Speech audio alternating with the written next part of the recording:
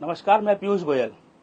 हमारे साथ एक्सक्लूसिव बातचीत करने के लिए साध्वी अनादि सरस्वती मौजूद है, जिन्होंने आज ही कांग्रेस पार्टी ज्वाइन की है। आइए बातचीत करते हैं कि कांग्रेस पार्टी ज्वाइन करने के पीछे क्या वजह रही, अचानक बीजेपी छोड़ दी। भाजपा की जो सदस्यता थी मैंने कुछ महीने पहले ही ग्रहण की थी औपचारिक रूप से।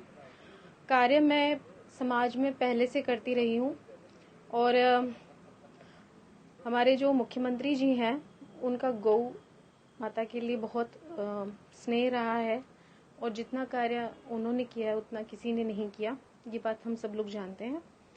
और मैंने कहा कि जैसे संत के लिए, सन्यासी के लिए मंच की दरकार नहीं होती है, हमें लगता है कि सीएम साहब के सहयोग से हम और भी अच्छा कार्य कर सकते हैं।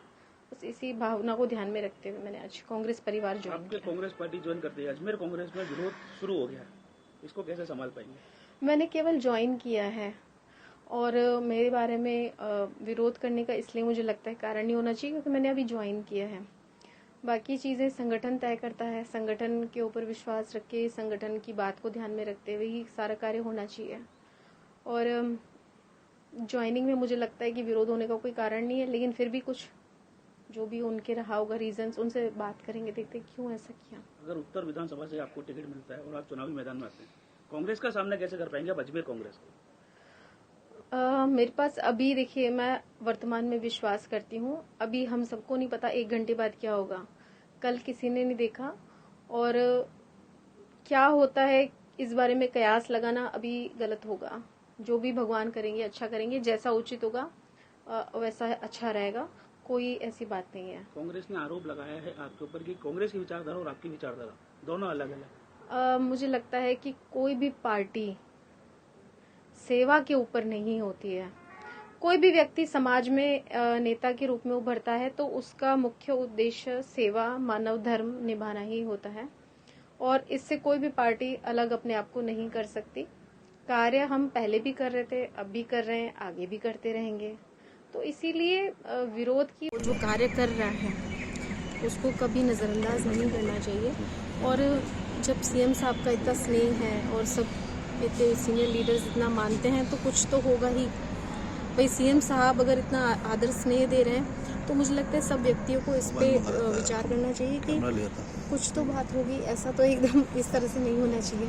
क्या आप कांग्रेस में आपने कांग्रेस में शामिल होने के बाद भी आप क्या भगवा हिंदुत्व की पैरवी कर पाएंगे?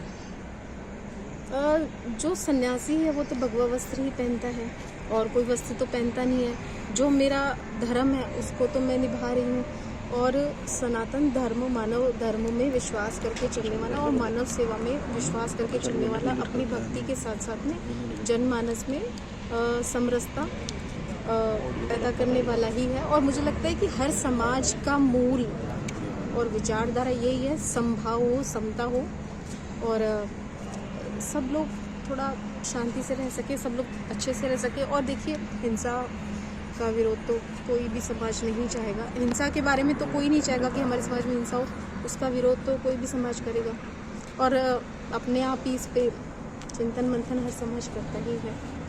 जिला कांग्रेस कमेटी ने शीर्ष नेतृत्व को चेतावनी दी है। मैं इस बारे में नहीं जानती तो इसीलिए मैं टिप्पणी नहीं करना चाहती। फिर भी कांग्रेस आपने ज्वाइन करी है तो विधानसभा चुनाव में किस तरह से निभाएंगे? मेरी बात सुनिए, जिस चीज़ के बारे में मुझे पता नहीं है, दूसरा अभी कुछ ऐसी बात है नहीं तो मैं उस चीज़ के बारे में क्यों बोलूँ। ना तो मुझे इस मैटर के बारे में पता है और दूसरा अभी मेरी केवल ज्वाइनिंग हुई है, मुझे भी नहीं पता आगे हायर लीडर्स, हायर अथॉरिटीज़ क्या काम देते हैं, कैसे करते हैं। तो मुझे लगता है कि इस विषय में बात करना गलत है। साथ तो निभाने की बात है कि अगर ज्वाइन करिए तो उनको साथ आप कैसे ले पाएंगे, अपने पक्ष में कैसे कर पाएंगे जो आप विरोध कर रहे हैं? जो अभी मैं अभी मिली नहीं हूँ किसी से, एक्चुअली मुझे कुछ भी नहीं पता इस मैटर के बारे में, तो अभी मैं कैसे पूर्वानुमान लगा के कह सकती हूँ। मैं अभी मिली नहीं हूँ, अभी मैं मिलती हूँ तो बात करके देखते हैं क्या विषय है, किस विषय पे ऐसा है। साध्वी अनादि सरस्वती ने कांग्रेस ज्वाइन की है, उससे पहले वो भाजपा में थी। भाजपा का दामन छोड़कर कांग्रेस का हाथ उन्होंने थामा है।